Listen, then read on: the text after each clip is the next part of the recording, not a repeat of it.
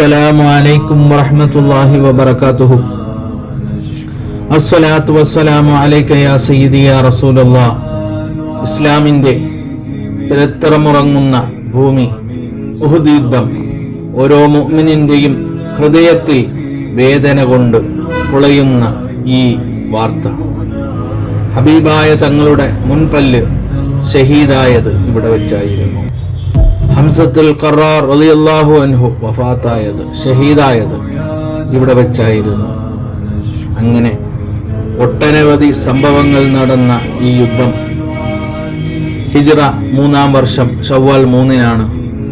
ബദറിൽ തോറ്റത് കൊണ്ട് ഖുറൈശികൾ അരിശം കൊണ്ട് ഉഹുദിൻ രണാങ്കളത്തിൽ നബി സല്ലല്ലാഹു അലൈഹി വസല്ലമയെ അവർ യുദ്ധം ചെയ്യുവാനായി നബി സല്ലല്ലാഹു അലൈഹി വസല്ലമയെ വധിക്കണമെന്ന് പറഞ്ഞുകൊണ്ട് ഖുറൈശികൾ ആഹ്വാനം ചെയ്തുകൊണ്ട് നേരെ മദീനത്തേക്ക് വരികയാണ്.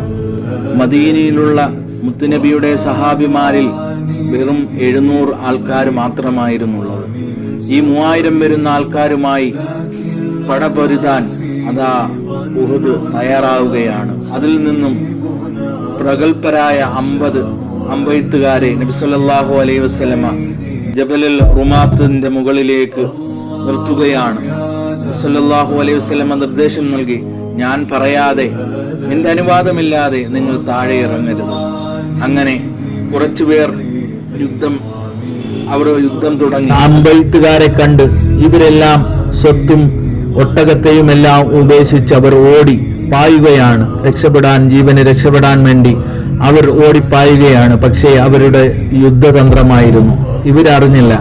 അപ്പോൾ കുറച്ചുപേർ മലയിൽ നിന്നും നബി സല്ലല്ലാഹു ഈ സമ്പത്തെടുക്കാൻ വേണ്ടി ഗനീമത്ത് മുതൽ അത് വാരി വലിച്ചെടുക്കുവാൻ വേണ്ടി അവർ താഴെ ഇറങ്ങിയപ്പോൾ ശത്രുക്കൾ തിരികെ വന്ന് ഇവരെ ആക്രമിക്കുകയും ഹംസത്തുൽ ഖറാർ റളിയല്ലാഹു അൻഹുവിനെ ചാട്ടുളി കൊണ്ടെറിയുകയും വഹ്ശി എന്ന് പറയുന്ന അദ്ദേഹത്തെ കൊണ്ട് ഹിന്ദ് എന്ന് പറയുന്ന ആ സ്ത്രീ കൊല്ലുകയും ഹംസ റളിയല്ലാഹു അൻഹുവിന്റെ കുടൽമാല കഷ്ടമായി കടിച്ചു തുപ്പിയ ചരിത്രമൊക്കെ നമുക്കറിയാം. മറിഞ്ഞ് നബി സല്ലല്ലാഹു അലൈഹി വസല്ലമ അവിടുന്ന് പൊട്ടിക്കരയുകയാണ്, അള്ളാഹുവിനോട് ദുആ ചെയ്യുകയാണ്. അപ്പോൾ ശത്രുക്കൾ നബി സല്ലല്ലാഹു അലൈഹി വസല്ലമിലേക്ക് തിരിയുകയാണ്. അവിടുന്ന് അമ്പെയ്ത്തുകാർ നബി സല്ലല്ലാഹു അലൈഹി വസല്ലമയെ വലയം ചെയ്തു. അപ്പോൾ കൂടെ നിന്ന സഹാബിമാർ നബി സല്ലല്ലാഹു അലൈഹി വസല്ലമയെ അരികിലായി നിൽക്കുന്നുകൊണ്ട് ഈ അമ്പുകളെല്ലാം തടുക്കുക. സല്ലല്ലാഹു അലൈഹി വസല്ലമയുടെ നെഞ്ചിലേക്ക് ഒരു അമ്പ് വരികയാണ്. ഓടി അത് വന്ന് തൽഹത്ത് റളിയല്ലാഹു അൻഹു തടുത്തുകൊണ്ട് ഹൃദയത്തിലേക്ക് നബി സല്ലല്ലാഹു അലൈഹി വസല്ലമ ഇഷ്കിലായി ആ അമ്പ് ഹൃദയത്തിലേക്ക് പതിയുകയാണ്.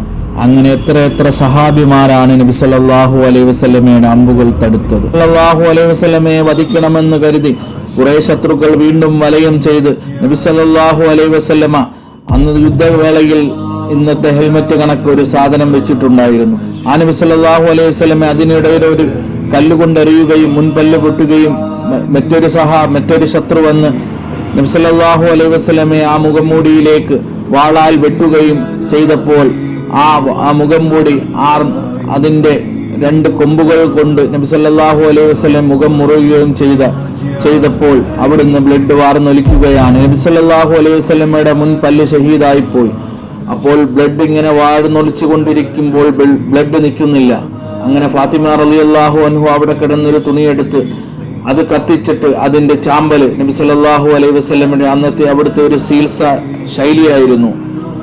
നബി സല്ലല്ലാഹു അലൈഹി വസല്ലമയെ ആ മുറിവ് അല്പം നിൽക്കുകയും അങ്ങനെ നബി സല്ലല്ലാഹു അലൈഹി വസല്ലമ പൊട്ടിക്കരയുകയാണ്. വീണ്ടും അലി റളിയല്ലാഹു അൻഹു അതേസമയം അവിടുന്ന് വെള്ളത്തിനായി പരക്കം പാഞ്ഞുകൊണ്ട് അവിടെ നിന്നും ഒരു അരുവിയിൽ നിന്നും ഉഹുദ് മലയുടെ പുറകിലായി ഇന്നും നമുക്ക് പോയാൽ കാണാം, അവിടെ ചെറിയൊരു ഉറവയുണ്ട്. അവിടുന്ന് വെള്ളം എടുത്തുകൊണ്ട് വന്ന് നബി സല്ലല്ലാഹു അലൈഹി വസല്ലമയ്ക്ക് കൊടുക്കുകയും നബി സല്ലല്ലാഹു അലൈഹി വസല്ലം അത് കുടിക്കുകയും മുഖം കഴുകുകയും ഒക്കെ ചെയ്ത ചരിത്രങ്ങൾ ധാരാളമുണ്ട്. അവിടെ നിന്ന് അള്ളാഹുവിലേക്ക് ഖേദിച്ചുകൊണ്ട് അള്ളാഹുവിലേക്ക് ഈ അക്രമികളെ നീ പുറത്തു കൊടുക്കണേ അല്ലാ, ഇസ്ലാമിലേക്ക് അവരെ നീ നയിപ്പിക്കണേ അല്ലാ എന്ന് പറഞ്ഞ് വളരെ അതിമനോഹരമായ ഒരു ദുആ ചെയ്യുകയും ഖതാദ റളിയല്ലാഹു അൻഹുവിന്റെ കണ്ണിങ്ങനെ തൂങ്ങിക്കിടക്കുകയാണ്. അപ്പോൾ അവിടുന്ന് ഷറഫാക്കപ്പെട്ട കൈ കൊണ്ട് അള്ളാഹുലേക്ക് ദുആ ചെയ്തുകൊണ്ട് അവിടുന്ന് ആ കണ്ണ് തിരികെ വെക്കുകയാണ്. യുദ്ധത്തിൽ 70ഓളം സഹാബിമാരാണ് ഷഹീദായത്, അള്ളാഹുവിൻ്റെ അടുത്ത് ഉന്നത പദവി കൈവരിച്ചവർ ഇന്നും അവർ അന്ത്യവിശ്രമം കൊള്ളുന്നു. അള്ളാഹുവിൻ്റെ അടുത്ത് അവർ ജീവിച്ചിരിക്കുന്നവരാണ്.